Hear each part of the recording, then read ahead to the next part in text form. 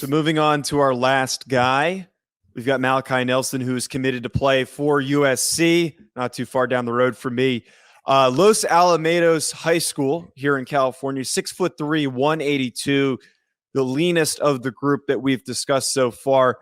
The one note that I've seen, and I'm really curious your take on this, Matt, has been described as possibly the most natural thrower of the group. Do you agree with that sentiment that Nelson might be the more natural guy, despite maybe not being as big of an athlete or as electric as an athlete as the other players we've talked about? Yeah, I mean, he definitely is a talented thrower. I mean, my first two notes that I made on was just smooth thrower, strong arm, can throw, strong from his back foot, like we were talking about, where Nico maybe needs to improve slightly, right? I do think that he is a very good thrower. I think all of them are actually pretty natural throwers. I think that he definitely has a lot of upside. I will say for him being 6'3", 182, he does look a little on the smaller side when I do watch him on film.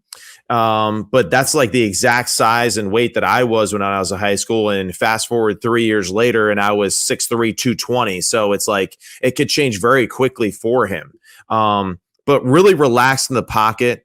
And I think, again, too, just has really good pocket awareness. I was really impressed by actually all four of these guys with their pocket awareness. And I think that's a credit, too, to their schools and their programs where, they're just letting them play and letting them drop back and just, play with a little bit more freedom than maybe some other quarterbacks have to deal with in high school. But he definitely has a good feel for the game.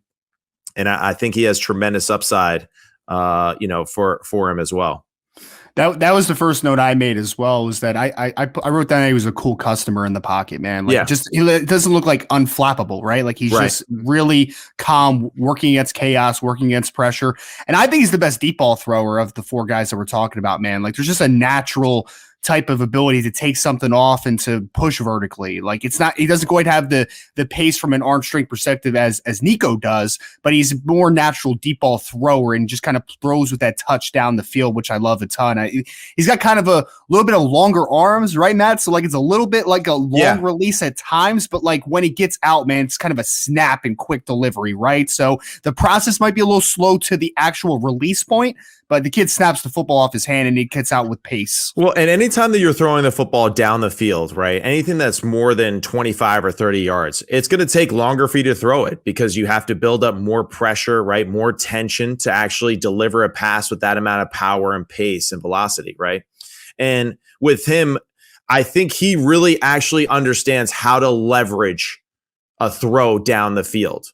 Right. Whereas I say Nico has a huge upside when he really learns how to leverage it. You got to think about it just like the great celebration, right, for a touchdown throw. Everyone does the bow and arrow, right? Mm-hmm. And I teach my QBs this all the time. The archer back in the day in medieval warfare, he didn't do this and stay level and shoot it across the battlefield. No, he tilted his shoulders up and stayed level, and then he launched that thing across the battlefield. And I think this is something that Nelson really understands. He understands how to leverage and get his body in position to drive the football up and down the field. And that's why you see so many great bomb throws on his highlight.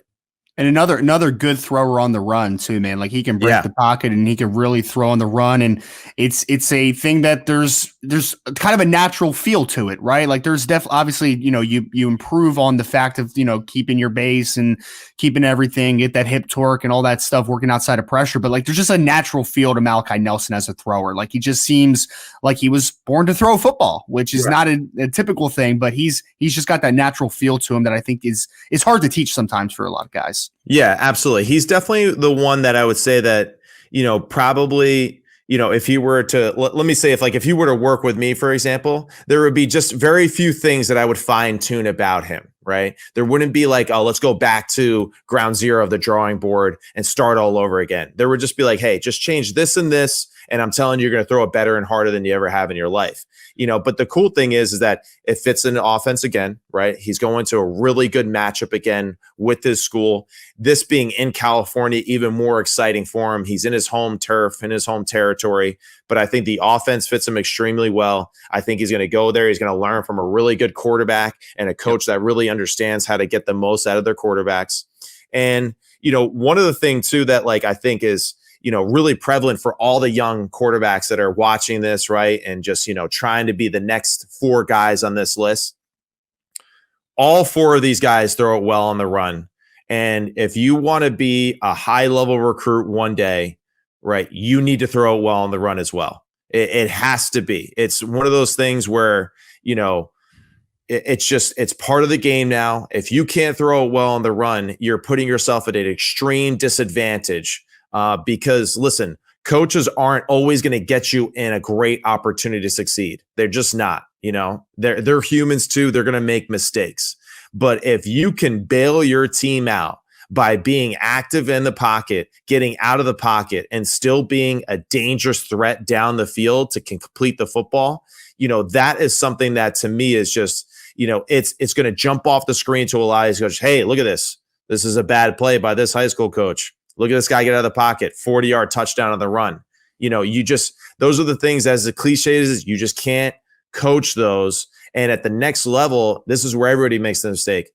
College coaches and pro coaches, they don't have the time to sit there and teach you how to throw it better. Right. So they kind of need the finished product and then just being able to fine tune you and to say, this is how we want you to run the offense. This is how we want you to run our scramble drill. And if you could do it better than the other guys, you're going to play. And it's just that simple.